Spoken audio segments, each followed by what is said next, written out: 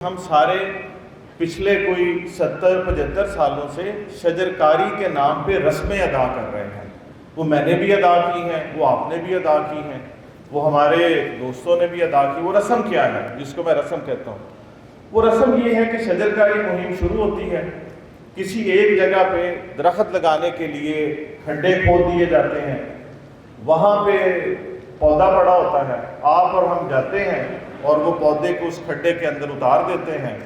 پھر ہمیں کوئی بندہ بیلچہ پکڑا دیتا ہے تو ہم ایک مکینیکل انداز میں 1 یا 2 مٹی کے اس میں بیلچے ڈال دیتے ہیں، اور اس کے بعد مکینیکل انداز میں وہ گرین کلر کا یا سٹیل کا ایک ڈبہ ہوتا ہے، وہ واٹر اس کے اوپر ڈال دیتے ہیں، دعا کے لیے ہاتھ بلند کرتے ہیں. ہمیں یہ بالکل نہیں پتہ ہوتا یہ پودا کیا ہے، یہ کیسے گرو ہوگا، اس کو پانی کی ضرورت ہے یا نہیں ہے. ہم وہ رسم ادا کر کے چلے جاتے ہیں. کبھی ہم نے پیچھے مڑ کے نہیں دیکھا کہ یہ جو پودا میں نے لگایا تھا 2 دن پہلے، 2 مہینے پہلے، 2 سال پہلے، 6 مہینے پہلے، اس کی کیا حالت ہے.